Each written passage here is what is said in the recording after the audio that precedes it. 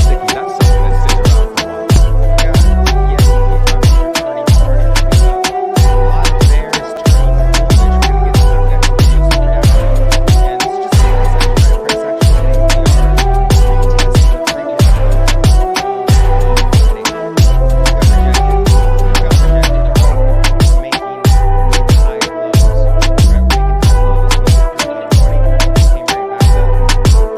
So the S&P is looking pretty solid here. And yeah, let's go ahead and intro to four. We actually talked about this before. Let's just go ahead and jump into those videos. We're gonna react to this. We got a couple bears. We got one bear who's turning bullish and the other bear who's doubling down on the bear case. Let's start with the bear who is starting to turn bullish. Let me know if you guys can see.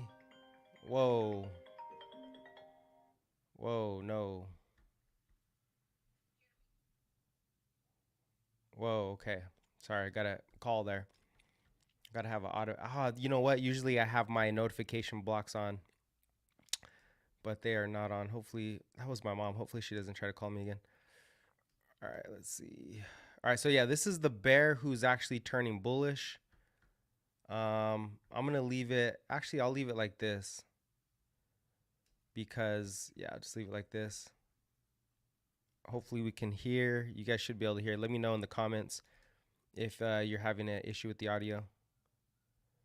All right, let's get started. So yeah, and this is from Richard Bernstein, Dan Suzuki. Oh, you know what? I actually did have a couple photos of him, and he was talking about being bearish. I guess I forgot to pull that up. I'll pull it up, but let's listen to what he has to say, and then we'll talk about it. And then we'll get to Cantor Fitzgerald's Eric Johnston. Okay, he's doubling down on the bear case for 2024.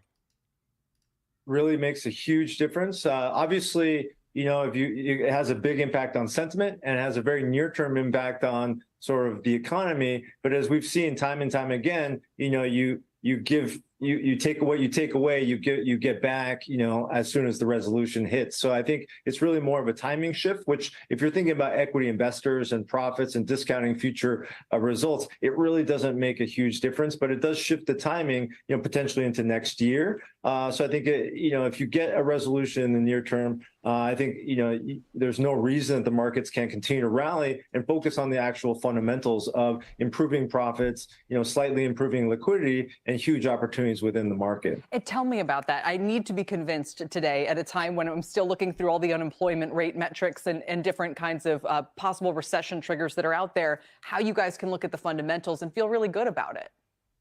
Well, I think first thing to point out, Kelly, is I'm sure you're aware, is that there's already a huge divergence between, you know, what's happening with the economy and what's happening with corporate profits. You know, the economy has been chugging along like, you know, everything's healthy, whereas corporate profits have been in a corporate profits recession. I mean, third quarter is going to be the first quarter of positive growth that we've seen in some time. And so to that extent, corporate profits have already felt a lot of the pain and things are getting less bad and in that process of well into the recovery. Whereas the economy, which is much more sensitive to the U.S. consumer, is slowly and gradually starting to slow. But I think the ultimate level of balance sheets and incomes are such that it's going to take a while to turn that super tanker around to get the economy to actually fall into recession. So not that it's not going to happen, but it's just not going to happen imminently. So you guys think the profits recovery is underway and should provide strong support for cheap cyclicality. Where in particular? All right, so profits recovery, here it is. Just want to show a quick chart. Here you go, TikTok, if you guys want to be able to see that.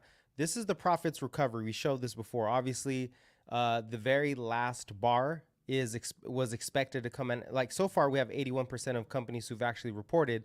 The last bar there, the expected was 11.6. We're actually at 12.5. So earnings profitability is actually picking up. Margins are picking up.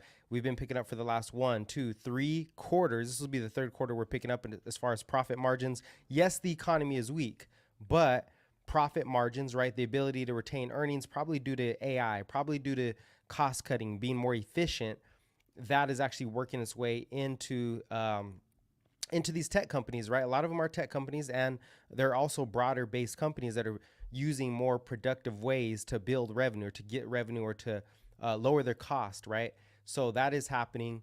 And that's why this guy is, dang, I wish I would have had the photos. I had some had some videos of him or some headlines of him where he was super bearish. He's saying we're going to go into a deep recession, but it looks like we're starting to recover here. We'll finish the video and then address some more of what he has to say. Particular, do you think would be the most attractive parts of the market now? And then what's kind of your general price target for the S&P?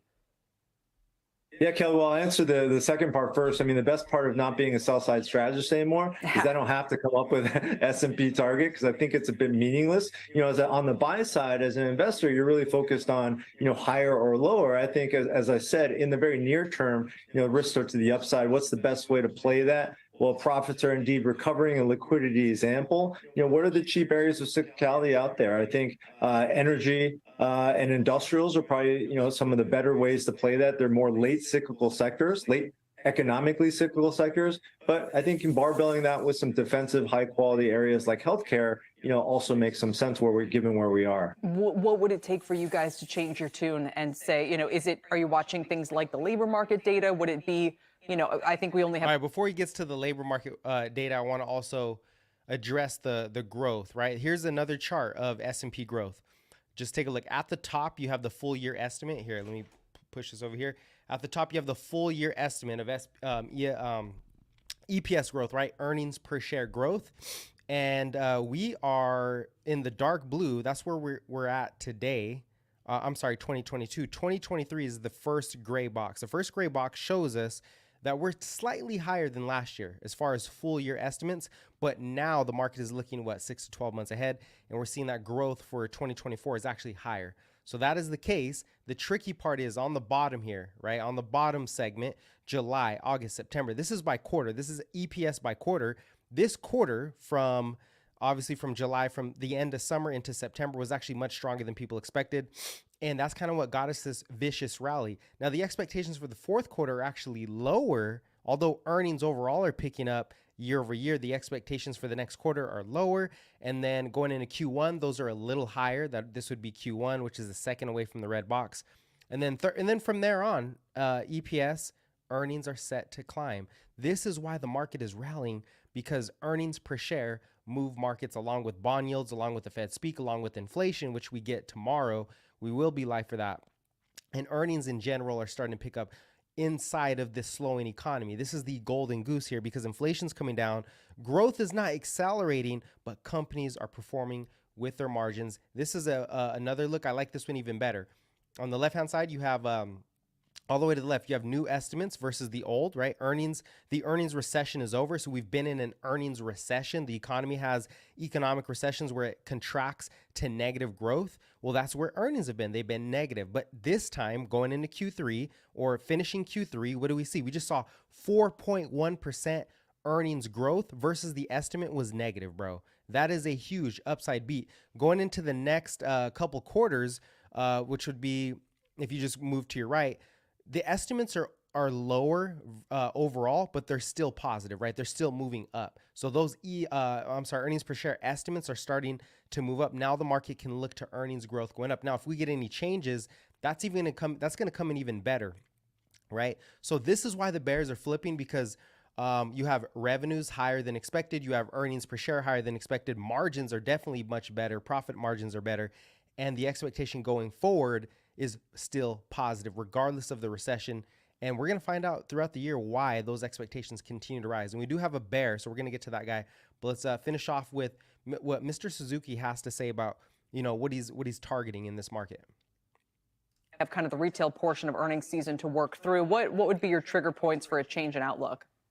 Yeah, I think the biggest risk to the near term, Kelly, is that of, and everybody's focused on this right now, is that of credit and liquidity. Right now, you're starting to feel the pain trickle through on the lower end of businesses and households. But most households and most businesses are actually still quite healthy. I think to see a dent in that recovery, you really have to see that broaden out and become a bigger problem. I just don't see that happening right now because not a lot of companies and not a lot of households are refinancing at these much higher rates yet. All right. So a third kid? What if she likes playing golf? It's expensive. Oh my God, who's this guy? We'll get to the other video. Let's see. Does it switch over on YouTube? No. All right, I'll have to re-switch it on YouTube. But let me hitch some of your guys' comments, and then we'll get to the bear that's doubling down. We have a bear who is doubling down. Okay. Good. You can see the screen. I wish the comments, somebody asked earlier about the comments coming in automatically. I don't think StreamYard, I'm using StreamYard, actually has the software for the comments to just come through automatically. But I'll try my best to show them as they come in. So I'll hit the comments on YouTube first, and then we'll go to TikTok. Thoughts on Moody's cutting outlook on U.S. credit rating to negative. I think this guy was addressing that. The U.S. credit rating, as far as I know, again, it's based off stuff we already know. It's priced in already. That's my thing. It's already priced in. It's basically has to do with bond yields moving higher. If bond yields continue to rise, that would be playing out the credit rating cut because people are dumping U.S. debt at a faster rate. But we do see record inflows of bonds, of debt, of U.S. debt. The record inflows are actually picking up. So again, there is a lot of U.S. debt that's going to go onto the market going into Q1. It does end in Q1, the supply increase. And I think Moody's is really just citing what the market has already priced in, what the Fed has already spoken about, what we all know, which is the economy is slowing down, but it's not going negative because it's not so much that the U.S. credit is bad. It is so bad that, investing in the U.S. Treasury, it's that the U.S. Treasury is exacerbating the deficit. So they're creating the supply. It's not like it's not like a fear. It's not a surprise. It's all priced in. We all know how much supply is going to come on. That's what's stressing out U.S. credit. So yeah, nice to see you guys too. We got to hit this bear. Stay tuned. We're going to hit this bear guy. This guy's very bearish. And I know the market's had a big upside move, right? Especially with crypto. It's probably going to have a pullback at some point. We know that. But tomorrow's inflation, that's the big day. Because they haven't been revised lower. This is Mike Dunn's. No, the yield dropping because the rally. No, actually the rally drops because, or the rally happens because yields drop. I think you're a little mixed up there, Mike. Stocks are responding to 10-year yields. Stocks don't lead the 10-year yield. The 10-year yield has been leading the stock market. We'll see with Walmart, HD, lower, Target, etc. Yeah. So Mike, there's a lot of weak companies who are probably going to be like, here's the truth is the rich are getting richer, the poor are getting poorer, right? The companies who pull the most earnings, Google, Apple, Amazon, Nvidia, their earnings picture looks better. They look good. Like they're looking great. They're okay. But the bottom half or the bottom structure of companies who really don't pull, you got to understand Apple is larger than the small caps. Apple's literally larger than the IWM. So Apple's weight is going to be much bigger. It's going to be a much bigger portion, more important than the small caps in general. So you do have a lot of weakness, but it's not a full out bull market. It's a weird bull market because the bull market's going to get pulled. It's going to get, moved by the big mega caps, and that's who's winning. So you have to be a stock picker here. You got to pick the right names. That's kind of the name of the game right now.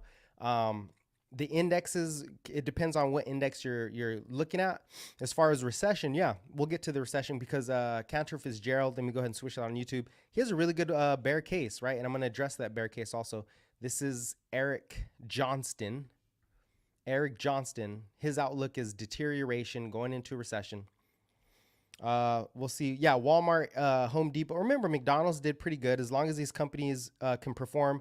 The stock market can leave I think people get this mixed up. Stocks lead the economy. So stocks are looking into the future. That's why they can continue to move higher versus the economy is a lagging indicator. Everything in the economy is very lagging. Stocks look forward. Bond yields look forward. The bond market looks forward, and it's looking at a slowdown and the Fed cutting into the future. The market's pricing in a Fed cut in Q2, I believe. The weakest companies are starting to fold, worried about domino effect. I'm not worried about a domino effect. It could get worse, but here's and we're going to get to this guy. He's going to give all the bearish arguments. Here's the main thing. The Fed has a lot of cushion here, guys. The Fed can at any time cut rates. They can just say they're going to cut rates, right? Slow down the domino effect. They can cut rates because, trust me, there is pressure on these smaller companies. You guys know that. They can cut rates or they can slow the balance sheet. Or the FDIC saves any kind of bailout, right? It comes in for the bailout. So there's a lot of cushion. That is the counter for the most part. All right, let's hear this guy. Street firm suggested today. Well, let's ask someone who's been negative on stocks for many months. Eric Johnston of Cantor Fitzgerald is with me here at Post 9. Welcome back. Thank you, Scott. Are you Be here. tired of making this bear case? Is it overstated at this point? Are you sticking to your conviction here? Yeah, it's not overstated. And the only reason why I'd be tired is that, stocks have performed poorly for now almost 2 years, right? We're down versus where we were just 2 years ago, end of 21 into 2022. So it's been a poor return environment. I think those returns are going to continue to be poor. Now, there's different dynamics, short-term versus long-term, and the short-term dynamics in the next week or so, I think, are actually, somewhat favorable, and will provide a bid to the market. But I think if you look out beyond the next couple weeks and into the next few months, I don't think it's tired at all. I think that, the background fundamentals are actually continuing to get worse. But this market sort of confounded you and other bears for a while now, right? This isn't just like, you come in here today and saying, well, okay, so the market can go up for another week or a month or what have you. There are many stretches along the way this year where you've been like, look, I'm more negative today than I was 2 weeks ago. Next appearance, I'm even more negative than I was last appearance, and somehow this market's just hung in there. Why? Yeah, so it's been very resilient. Multiples have stayed higher than I would have expected. I still think they're going to go materially lower, but right now they've held in, and they've held in because the economy, right? The economy has not rolled over yet. Okay, it is weakening. Okay, there's a lot of data points that are suggesting that. We're seeing that from corporations, right? This earnings season, estimates came down for the fourth quarter. The corporate commentary on the conference calls a little bit, right? His outlook right there is in the top right also. Just to condense it, outlook is deteriorating. Things are getting worse in the economy. There's going to be a move higher in long yields. This is a huge major problem. This would slow the market for sure. Incoming treasury supply will rattle markets because, like we said, there's going to be more supply. That supply doesn't stop coming into the market until the end of Q1. You still have about a little less than $1.5 trillion of supply. And the question is, can somebody scoop that up without pushing rates high enough that are significant enough to really crush the market and the economy at the same time? So that's kind of the case that he's pushing out there. Continuing claims are up for about 7 straight weeks. Youth unemployment is rising. ISM new orders is falling. And I think this quarter... By the way, ISM new orders did fall sharply. That's one negative I was worried about. But they just fell last month. And we just got to stay tuned on that. So that was actually a red signal, the ISM new orders falling. They actually fell to recession levels, but it is a sentiment indicator. And a lot of people are saying, hey, with the Fed having hikes so high, some of these new orders could be the supply chain managers just literally bracing for impact. So think of it as somebody's going to punch you in the stomach. When you get surprised, you fall to the floor. But when they tell you they're going to punch you, you kind of brace for it. And that's kind of the reaction, is that the manufacturing sector is bracing by lowering their orders, lowering the amount of input or output that they would be producing, or actually scheduling.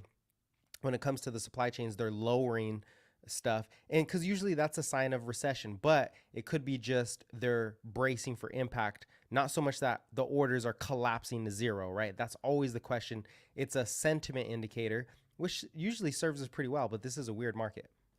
We had 4.5% GDP growth, but if you look at sales growth for corporations, they were up about 1.5%, significantly underperforming what GDP is saying. And their commentary was also a significant sort of underperformance relative to what GDP is but saying. At what point do you say that, you know what, it's not going to roll over like I thought it would? Yes, it's slowing like everybody thought, but it's just not going to roll over like you're suggesting that it still will. So I think the interest rate picture is a big deal. So over the last 5 months, the 10-year and 30-year yield are up by about 130 basis points.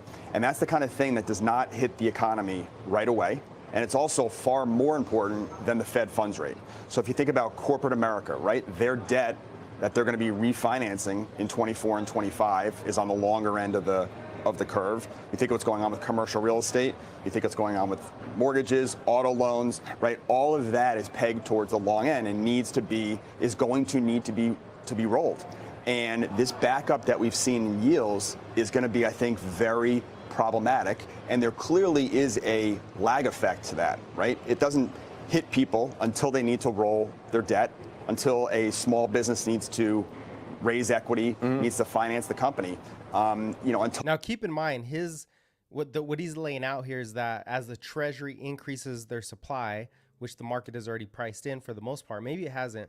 Rates will go higher go higher into the end of 2024, all throughout 2024, while the commercial real estate and all these interest rate sensitive companies have to refi. So they're going to get mismatched. You're going to see rates go back up while they have to refi. That's what his big argument is. And for one, the assumption here is that 10-year yields make new highs. They go up again. Right now, they're not. 10-year yields are still below 5%. They haven't made new highs yet. And I think the case is that the Fed, because the Fed is done hiking, right?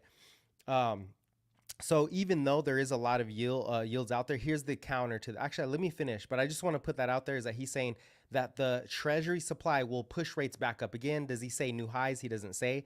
And if they do push up again, well, that's going to be during the time of refi, which isn't really true. A lot of the refi for commercial real estate is in 2025. So there could be a recession, don't get me wrong, but like I said, the Fed has a lot of cushion, and they could cut rates at any moment, which would drop all the yields. All the rates would fall. They could cut rates, even if they just cut 25 basis points really slow.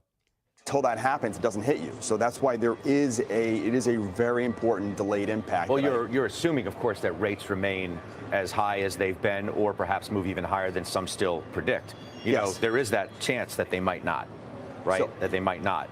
I mean, the issue is that the supply of treasuries. And so if we have an economy that is chugging along as it is now, then presumably the Fed funds rate is going to stay in and around here.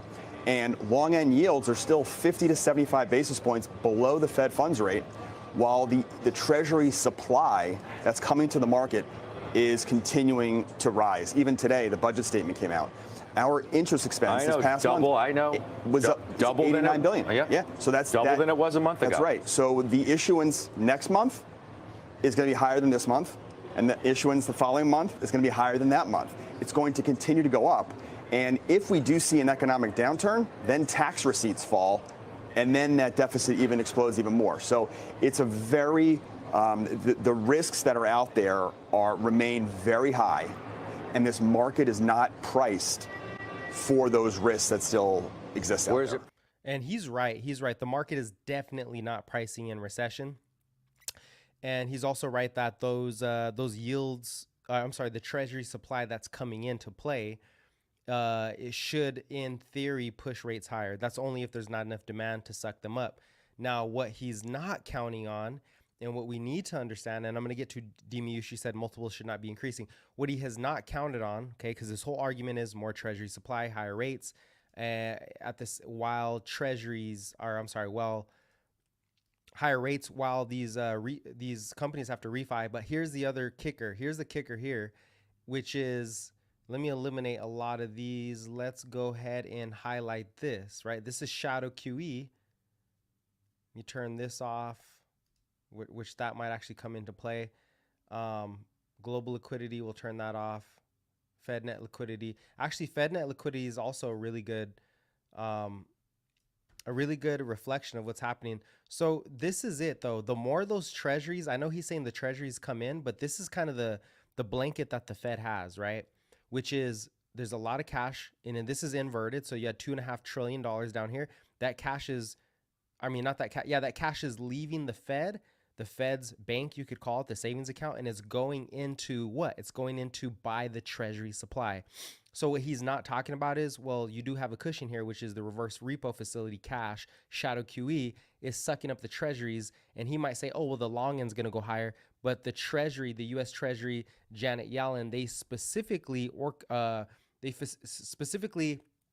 do I say it?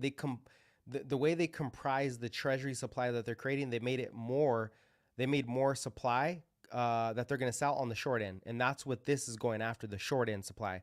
So as long as you get that, it's kind of a 1-for-1 balance, right? So it's the long end that you're kind of worried about, but we see record inflow of U.S. Treasury bonds. So if he's right that we do head into recession, well, there's a lot of evidence that shows that people are buying U.S. Treasuries. We saw that. Do we have to go back to that chart?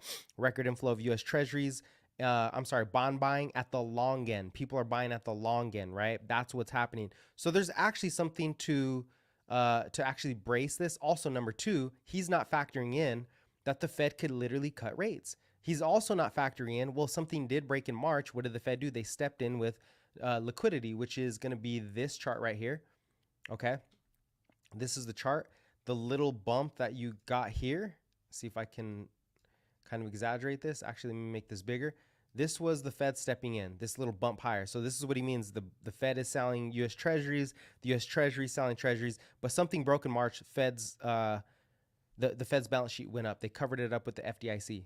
So again, if something does break, well, boom, the Fed covers it up. Oh, there's a lot of Treasury supply. Well, we know when the end is.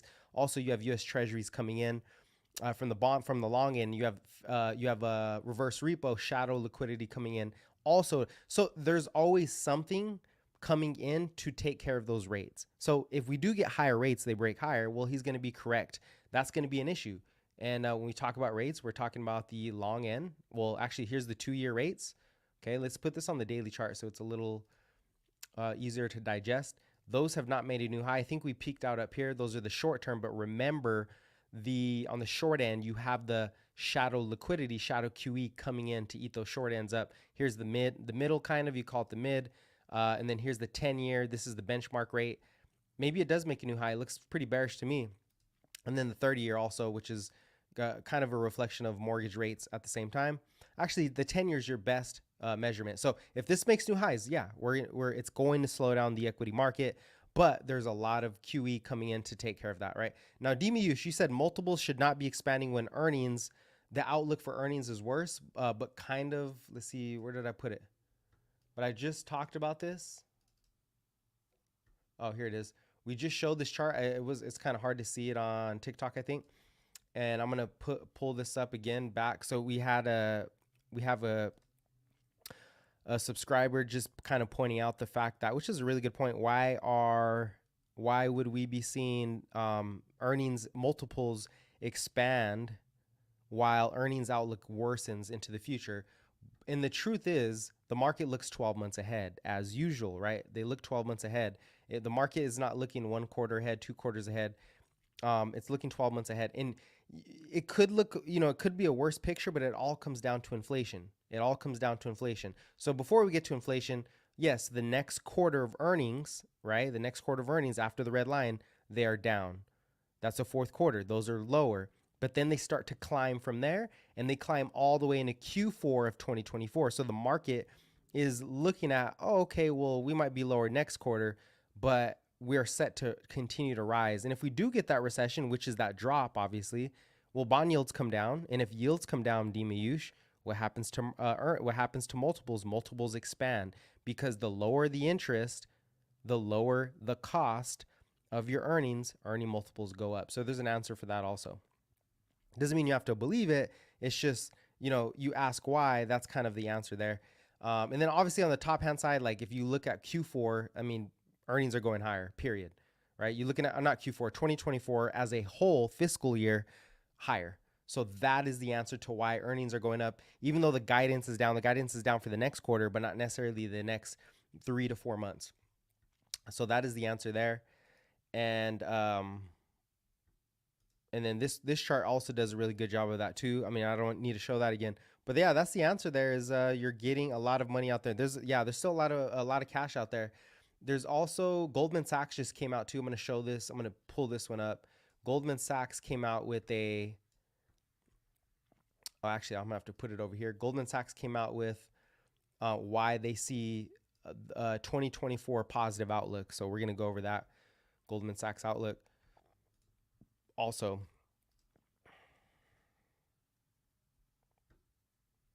All right, so yeah, this is it right here. See if I could zoom in a little bit. That was a big zoom in. I'll just squint. All right. So the global economy has outperformed even our optimistic expectations in 2023. So far the economy did better than most people expected. That's just the case, right? So what do you have to do when the economy outperforms you? You have to flip, and that's what's happening. Everybody thought, oh, we're going to fall apart, but now they have to flip. They have to turn, even though Eric Johnston is still like, well, okay, it didn't happen. So people are flipping because the earnings picture, the GDP picture was better than expected. GDP growth is on track to beat consensus forecast from a year ago by 1 PP. I don't even know pricing power. No, I'm just kidding. Globally, and 2 points, and I'm just going to call them points in the U.S. While core inflation is down from 6% in 2022 to 3% sequentially across economies that saw post-COVID price surge. Now check this out. When I say, hey, we might head into recession, maybe all that liquidity at the shadow QE, maybe all the bond buying doesn't keep rates lower. Well, if rates keep rising and something does break or something happens, yes, the Fed could increase the balance sheet like they did in March. They can also cut rates. Keep that in mind. They can also cut rates. Oh, it's going to be inflationary. Well, it won't be inflationary if they cut 25 basis points. It's going to be inflationary if they cut all the way to zero or cut really, really quick. And that inflation won't actually rise until another 6 to 12 months. Inflation is very lagging. So it's not going to be inflationary right away. It'll be inflationary later down the road. Number two, this is all dependent on inflation, i.e., if inflation, core inflation, gets down to 2%, the Fed literally can cut rates, right? They can literally cut rates. Get your comment there. What up, howdy? Howdy, bro. So the Fed can cut rates, right? So that's kind of what we're seeing here. I'm going to keep reading this for you guys that you can't see it. So yeah, the Fed can also cut rates. You have liquidity eating up those treasuries, and they're talking about core inflation coming down, right? More disinflation in store. We're seeing a lot of disinflation. We're seeing prices come down in some areas or not go up as much. That's what disinflation is. It's not deflation, disinflation, because of AI, because of immigration coming in, lowering wages for a lot of companies. And, separate the economy from the stock market. They're not the same thing. That's the mistake a lot of you investors make. You think the economy is the stock market. The stock market is the economy 6 to 12 months ahead. Okay, the economy is the economy, but the stocks are looking way ahead. That's why in 2022, stocks collapsed and we had no recession. There was no economic recession in 2022. As a matter of fact, earnings were really good, but stocks sold off because they were looking 12 months ahead, which was like literally today, right? So they priced it in already.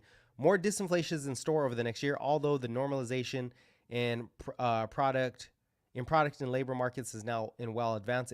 Its fully deflationary effect is still playing out, and core inflation should fall back to 2 to 2.25. That's pretty strong by the end of 2024. So they're saying 2 to 2.25 inflation by the end of 2024. The market's already looking ahead, guys. This is why the market is strong, and we're getting inflation tomorrow. So that's going to only either prove or disprove this thesis. We're going to get more evidence for that tomorrow. There is no resurgence of inflation because oil prices are down. So where do you get this resurgence of inflation? It just doesn't exist. We continue to see only a limited recession risk and reaffirm our 15% U.S. recession probability. So the recession probability is pretty low. We expect several tailwinds to global growth in 2024, including strong real household growth income, a smaller drag from monetary and fiscal tightening, right? Because rates are done. Fiscal, honestly, you might get more checks, bro. You might get more Joe Biden checks literally in 2024 if something slows. That's another thing Eric Johnson didn't really explain, which is, hey, how do you do you just reverse course if you get those checks? And I'm pretty sure we're going to get checks if things get worse. A recovery in manufacturing activity. Yes, PMIs did in the manufacturing sector kind of roll, but they bounced really strong and then they kind of rolled over in the last quarter. And so in manufacturing will continue because we're still onshoring. We're still building apartments at a record pace. We're still in the U.S. creating chips manufacturing facilities, right? We're still doing a lot of infrastructure. So manufacturing is set to recover. I think it's already recovering, even though the last new orders was pretty low. Expect that to continue to increase into the next year. We're probably back in expansion territory in 2024.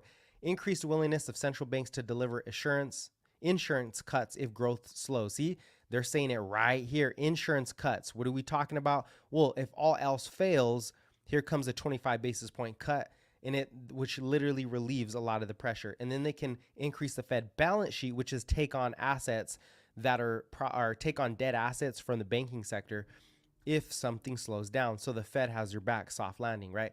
Most major DM central banks are likely finished hiking, but under our baseline forecast for a strong global economy, rate cuts probably won't arrive until Q2 of 2024. So we're talking summertime is what they're saying, which is when that shadow QE actually runs out. The shadow QE, the reverse repo facility cash will be running out, so they could cut rates. And then When rates ultimately do settle, we expect central banks to leave policy rates above their current estimates for long run substantial levels. Okay, great.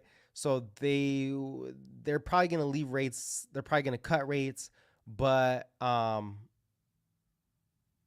probably going to cut rates, but still not go back to zero. Basically, we're not going to go straight to zero. We're just going to relieve what we need to. The Bank of Japan will likely start moving to exit yield curve control in the spring before formally exiting and raising rates in 2024. This would actually push the dollar lower. 2024 Q2, assuming inflation remains on track to exceed its 2% target. Near-term growth in China should benefit from further policy stimulus. Oh, China just had their annual spending. What is it called? The Chinese Festival. It wasn't strong on a year-over-year trend because China's been pretty slow, but they still spent what, $1.4 trillion of yuan. Yeah, $1.4 trillion of yuan out of that month of spending. And that's just like an annual seasonal spending period to kickstart the economy. So expect China to come back with a vengeance. I don't know about a vengeance, but they'll come back. And also, what do we have? We have more geopolitical certainty coming on. We're having Biden meet with Chi Chong. No, I'm just kidding. I don't know his name. President Xi. There we go. So don't worry, I'm half Chinese.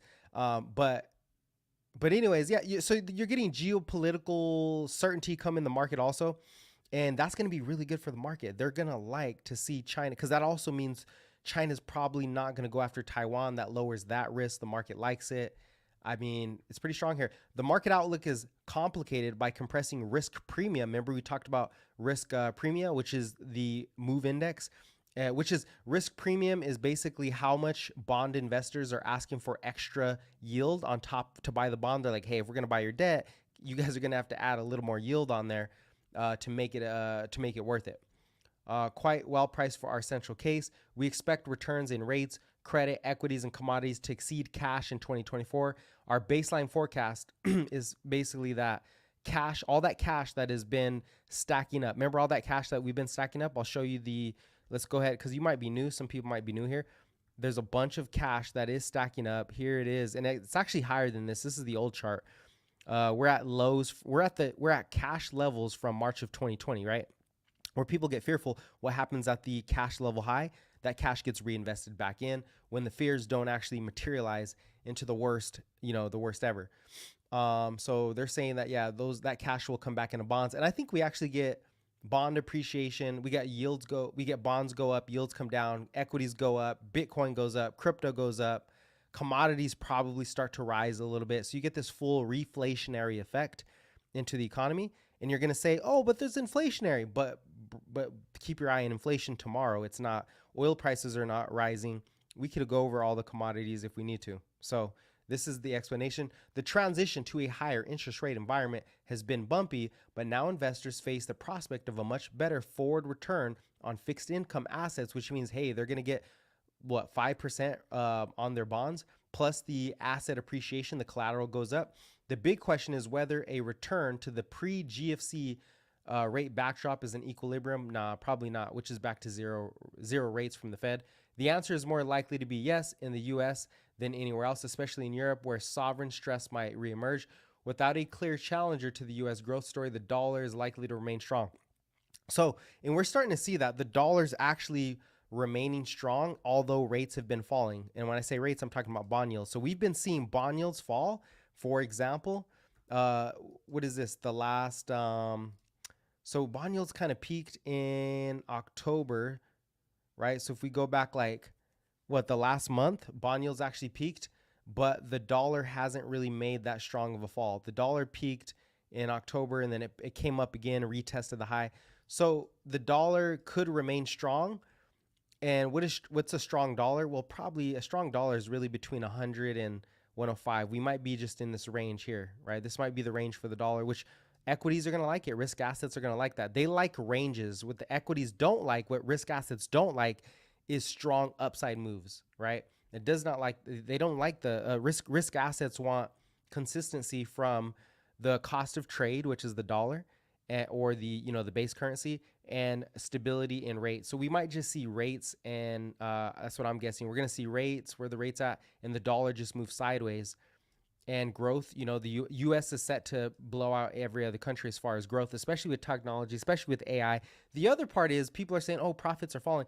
Well, if margins are picking up, if AI, artificial intelligence, other ways to create more efficiency, that's actually going to sustain growth. That's going to pick growth up because it cost less.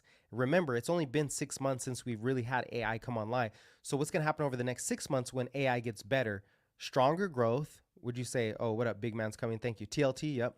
Stronger growth, right, from productivity gains and retaining of earnings. And then you get more checks at some point. Inflation's already down. That's going to help profits go higher. So the whole point here is that the productivity narrative is playing its way out, and it looks like the stock market is back. It looks like the bulls are back. Let's go. Any questions or comments, let me know. We're going to celebrate because this market is very strong, right? And now that recession is getting pushed back. For some reason, let's see if this... Stupid. No, it's not. That's weird. Huh. Anyways, are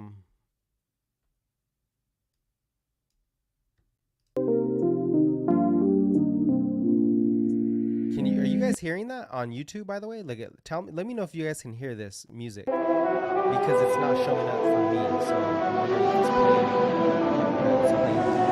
stereo online and then it's just not showing up on there. Let me know. I'm loving the volatility. Yeah, volatility is good. It will also go over Tesla too. Let's see. Do they hear that? Yeah. Oh, you guys could hear it. Why is it? That's weird. It's not showing up. There must be a bug inside of StreamYard. It's not showing up for me, so I can't tell if it's playing or not. Well, let's roll over to Tesla, right? We have the overall market. We'll finish off these technicals here. We are breaking that wedge. We're consolidating at the top of the wedge. You did hear it. Okay. Thank you, Hassan. The Qs are breaking out of that flag pattern. Very strong bullish momentum. We're not oversold yet, right? So once you get up, or overbought. So once you get to the overbought levels, that's typically where you see, well, usually it'll be overbought for a while and then it'll roll over. Let me double check on crypto, really just Chainlink, because I had a dip when we spoke. Oh, it did bounce. Okay, it did bounce a little bit. I bought a little bit at 1450 actually.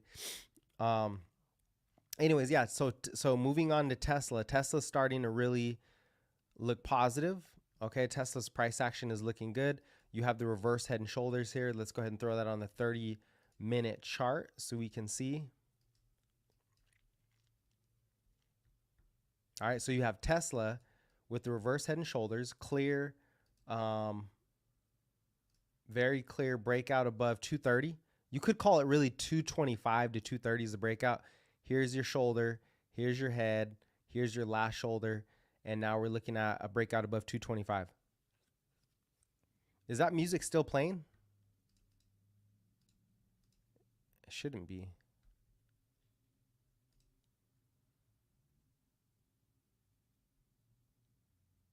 Nah, I don't think it's playing. No, okay, good. Yeah, that's annoying, man. The Apple update, you know what happens is Apple updates their products and then all of a sudden, like other stuff that used to work, it no longer integrates with the new Apple update. It's really annoying. And everybody I talk to, they're like, oh, sorry, we can't do anything. It's Apple's software. And I'm like, oh, bro, come on, man. I got stuff to do. Anyways, yeah, Tesla's looking pretty well. Here's the catalyst. Here's the actual catalyst for Tesla. Well, I think I posted them on my, we could probably just go to Gary Black. If you want to ever go to find the Tesla catalyst, you can go to Gary Black on Twitter. Oh, here it is. Here's one of them. Let's see. Oh, that's the wrong Twitter. I have two Twitters on.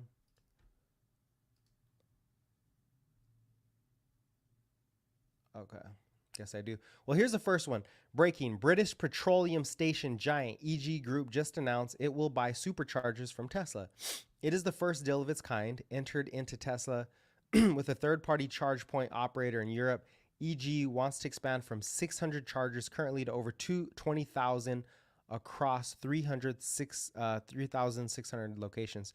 The chargers will be available to all electric vehicle drivers. The chargers will be branded EV Point and will leverage Tesla's industry-leading technology.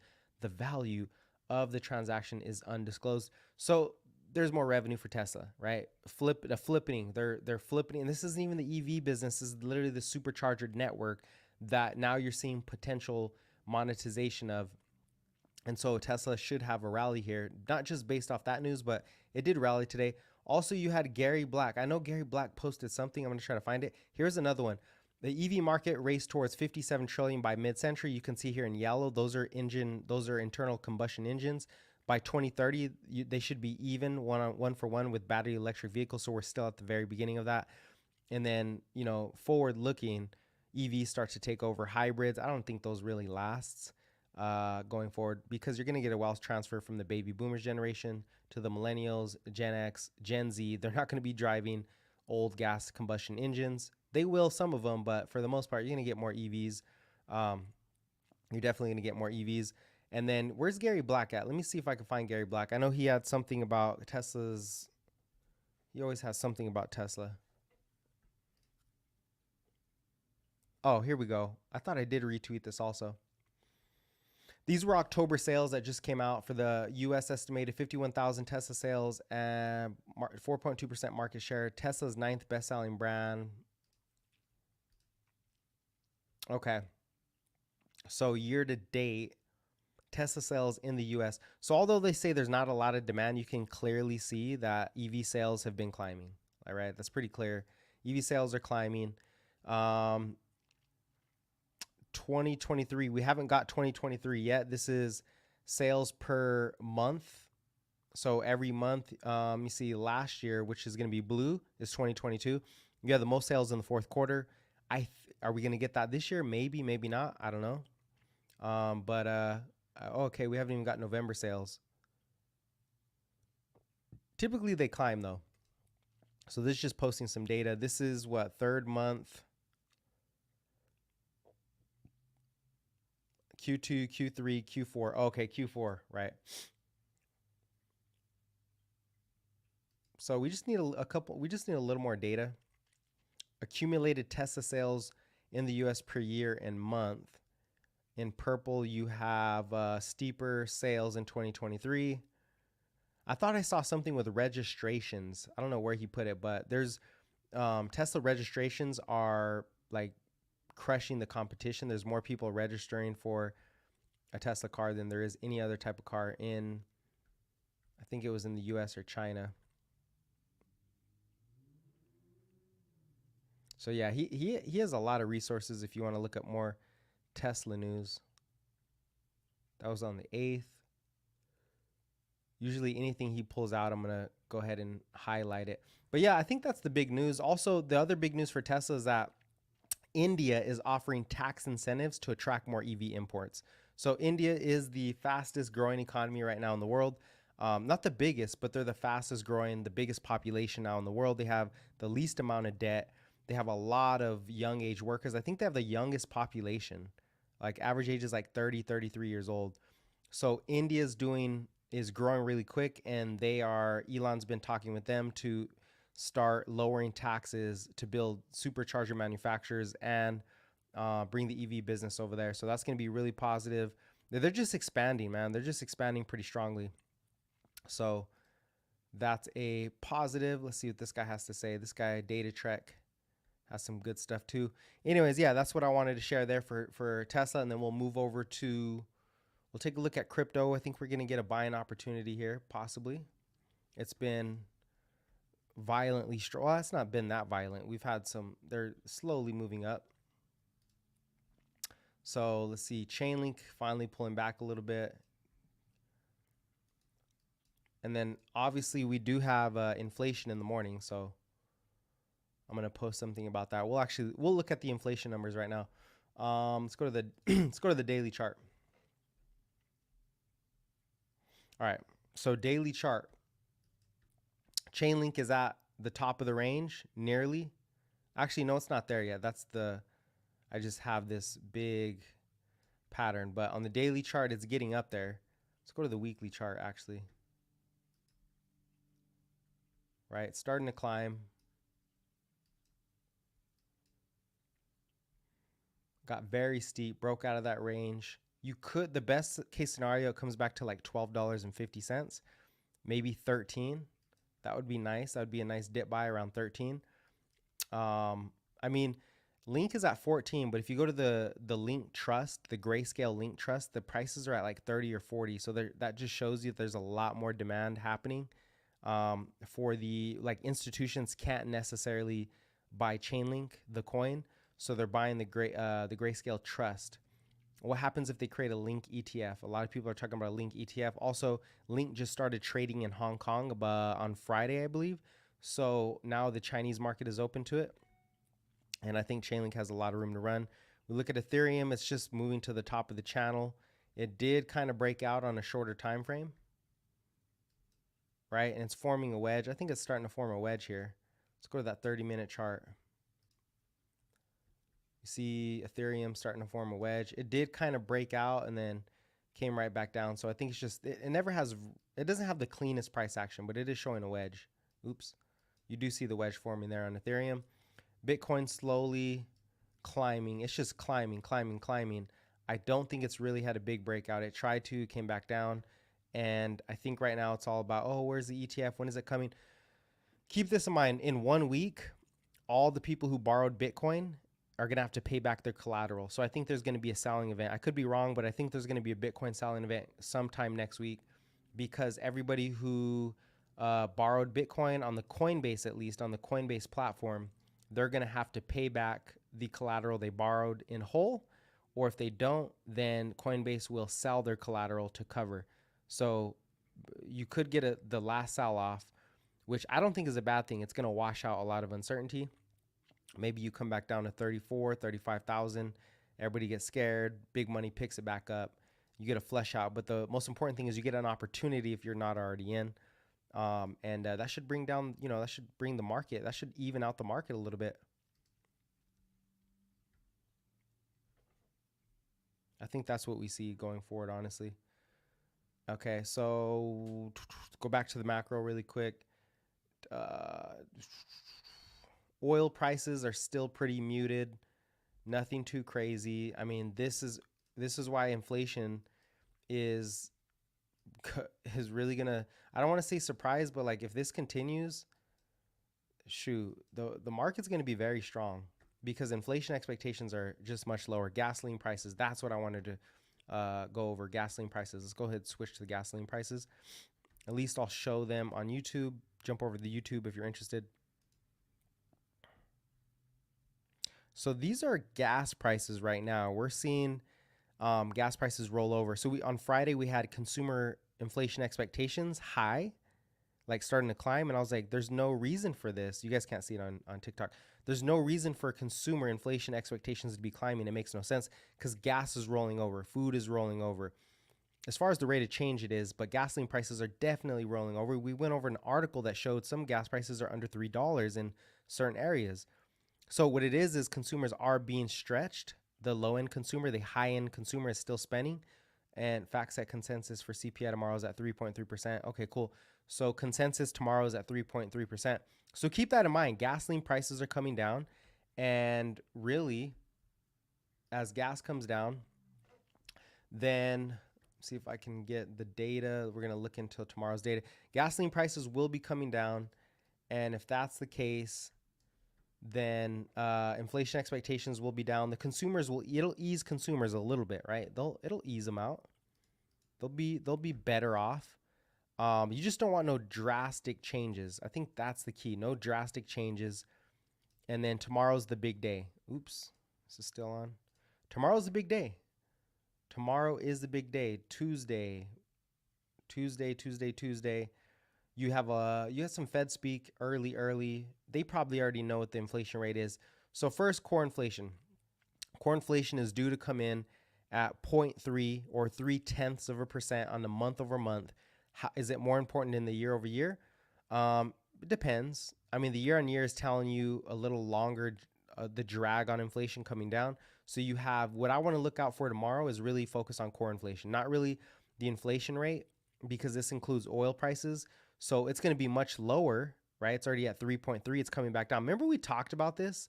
We talked about oil starting to bump up and that's it. And now that CPI, now that oil rolled over, this should come lower. Well, the expectation, it is lower. So all these, oh, inflation's going to reaccelerate. I told you guys that those people are full of shit. I don't know where they're getting these estimates from. They were hoping the war went higher, and that's totally fine, but it didn't. So now you're not seeing that actually play out, right? Now, for the most part, let's go back to core. Core is the core. This is what we focus on. Core is actually set to be flat. I like this setup because it's saying, oh, nothing's going to happen. We should be flat versus the previous month. If we come in line with expectations, it's not great progress on CPI core, but it's not terrible either. Especially with margins coming in better, profit margins up, revenue up, and the earnings recession over. So that's going to be good. Now, if it comes in lower, expect a roar ripping rally, right? Expect a rally coming in even stronger if core is lower than expected. What could bring it down? Well, if gas is down, transportation costs are down, and transportation costs go into core inflation. So I think it's very possible that we hit the threes and the market completely rips, and you're going to be pissed because you're going to be chasing, right? And that's just it, right? So, but there's 4 readings. Like, this is just more education. There's not a whole lot of people on this, so a lot of people aren't going to learn about this, but I am making this in the course, which is when it comes to reading economic data. When it comes to reading economic data, as far as the business cycle, you want to see 4 different trends. You want to see the month over month. So this is month over month. You usually get every like legacy system usually gives you a month over month and a year over year reading. But the key is to look at the month over month and then look at the last 3 months. So that's 3-month annualized, and then look at the 6-month annualized. So that's 6 months, half a year, and then look at the year over year and see the discrepancies between the 4. That's how you actually read inflation and make your judgments on, is it really exciting? Because the month on month might show like a blip, and then you want to look at the other 3 ratings or the other 3 readings to see, is it in line with going higher, or is it just one little blip, right? It's just like a stock price. One day of one upside day doesn't mean the market's going higher, just like one downside day doesn't mean it's going lower. You look at the overall trend. So when you go month to month, 3 months annualized, 6 months annualized, yearly readings, you see the whole trend. And right now, the 3-month, the crazy thing is core PC is at 2.5, bro. So what is it? November, December, January, February. By next year, probably in the end of Q1, I expect the Fed to hit their target at 2%. If that is the case, right? If that's the case, especially with oil prices low and the economy low and GDP low, which a lot of you guys are like, oh my God, GDP is lower, earnings are lower. That's good for inflation also. So as long as stocks, this is the core reason why stocks are moving higher in general, right? NASDAQ is going to move higher because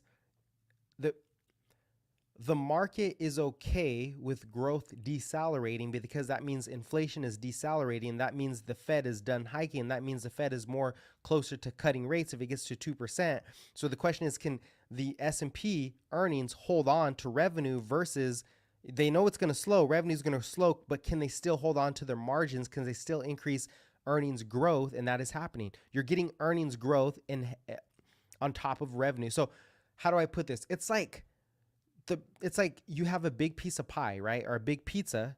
Well, you have a big piece of pizza, and all of a sudden the next month you have the pizza gets a little smaller, but the pieces in the pizza are the same size. And that's what's happening. Even though the pizza as a whole is smaller, the little pieces are the same size. So not all of them together, but the pieces that you cut out are the same. So you're cutting out the same amount. Actually, you're cutting out more earnings from the revenue in the face of a slowing economy. That is insane. That is deflationary. That is why stocks are moving higher. That is why I'm optimistic, because the Fed is done hiking, because inflation is making progress. It's coming down. And yes, growth is slowing down, but earnings are still taking the profits. They're still retaining at a faster rate. That is bullish as hell, right? That's why markets are crushing these bears at their knees. So that's all I have to say. We hit the 60-minute mark. Watch out for inflation tomorrow. Of course, we're going to do an inflation report. I would say focused on core more than anything. Headline's going to be wild. And then you have some Fed speakers, kind of. The PBOC, China is going to be big. That's going to be in the evening time. You won't see that till the next day. Retail sales. Now, other part, we're going to go over this tomorrow too. Retail sales are going to show the economy slower than expected. Oh, we actually got new data. There's a new there's a new way to measure retail sales, and it's literally real time. And the real time data, I don't remember who was talking about this, but the real time data said that retail sales are actually going to be pretty weak. They're going to be weak. They should be negative. So if that's the case, guess what? The Fed is not going to hike. If that's the case, inflation is coming down, the consumer is slowing, and your next worry is a recession. It's unemployment spiking, right? So that's going to be the next worry. But we're seeing that big companies are able to hold their profits, and that's why the market is higher, right? Hey, that's the presentation. I'll stay for a couple of questions. Actually, I'm going to run to the restroom. You guys throw me your questions if you got them. If you don't, that's totally fine with me. I'll be right back. Throw out your questions or comments.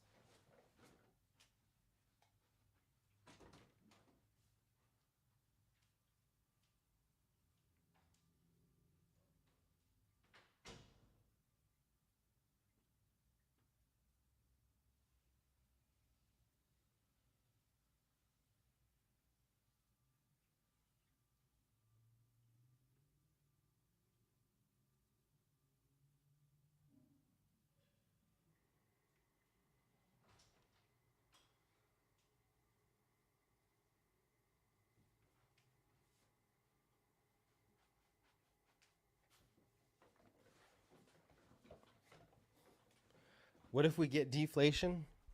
Very unlikely. But if you get deflation, that means inflation isn't the issue anymore and the Fed just cuts rates. So again, looking at the next 3 to 6 months, the market's pretty positive. I want to try to highlight this. I think I can. I'm going to try to highlight this on TradingView for you guys, right? Kind of the whole profits margins, because I know it can be confusing, can be hard to understand. So I'm going to move oil out of the way and try to draw it here. So this is what I'm trying to show you here, right? So let's just say you have a square. Oh, wait, that's not the tool I want. Let's just say this is revenue. Okay, let's say that's revenue. And then all of a sudden the next quarter, this is what we're getting. Revenue gets a little smaller. Okay. And then revenue gets a little smaller. This is quarter over quarter. And all of a sudden revenue gets bigger. And then it gets way bigger, right? So that's kind of what we're looking at. Revenue is going to fall for a couple quarters, and then start to pick up again. Here's why the market is so bullish, because you have all this revenue, but stocks don't really, the stock market, like in general, earnings come down to how much revenue can you retain? How much revenue can you retain? So let's say this is how much revenue that the market actually retains here. Well, guess what? The reason why that the market is so bullish is because it's saying, oh, we're going to retain even more on the next quarter. Even though the pie dropped, even though the total revenue fell, how much we're actually retaining in our earnings are actually going up slightly or staying about the same, right? And then the next quarter, same thing. Even if it stays even, that's fine. So what happens when revenue picks up? Well, those profit margins are going to be huge, right? So that's why, even though things are slowing down, right? They're slowing down, you're getting the same amount of profit or more, or actually more. So when revenue goes up, profits get even bigger. The margins might stay the same. I think they get even bigger because now AI is getting more mature, productivity is getting more mature. And these are the big companies. Who's pulling most of these profits? The Mag 7, right? The Mag 7. And people say, oh, well, that's not fair. It doesn't matter what you think is fair. This is a reality. You either live in a reality or you live in fantasy. And the reality is the world is being dominated by the strongest. That is always the case. It is always the case, right? So this is I don't know if that's the best illustration. I'll work on my illustrations, but that's why the market's going higher right there. And if anything does collapse, oh my God, things are going bad. You know what the Fed does? The Fed comes in with more liquidity, period. If something breaks, the Fed cuts rates, okay? More liquidity, and then lower, this is the first time I tried this, more liquidity, lower rates.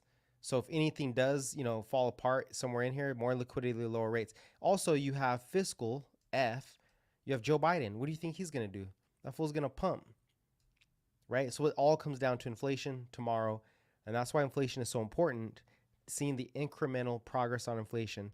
As we see that, the market can roar higher.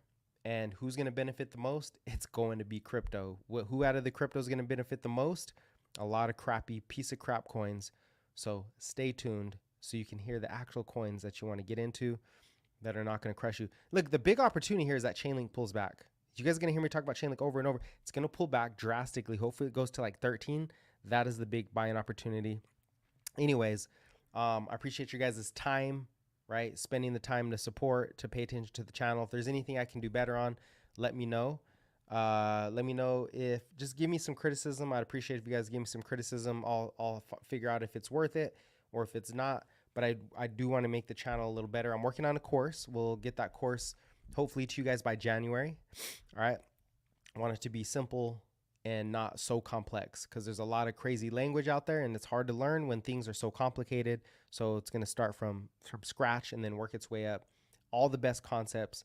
And the goal is to get you from point A to point B. Link pull back to load up on more, but I doubt it pulls back much. Yeah, it's always like that. Like it seems like, oh, okay, Link's not going to pull back that much. Let me get in. All of a sudden, it just rips lower. The market always does that. It's like we're done, or it doesn't give you an entry, and then all of a sudden it just rips like crazy. I appreciate the time you put in, bro. Stay informed. Yeah, of course, Mighty King. Stay kingish. You know what I'm saying? Stay mighty. Make sure you're working out though. Working on your diet. Working on your mindset, so you guys can stay mighty. Again, like I said, I appreciate you guys. Hopefully I can bring you the best content I possibly can. Stay blessed. All glory to God. And yeah, I'll catch you guys later. Thank you very much.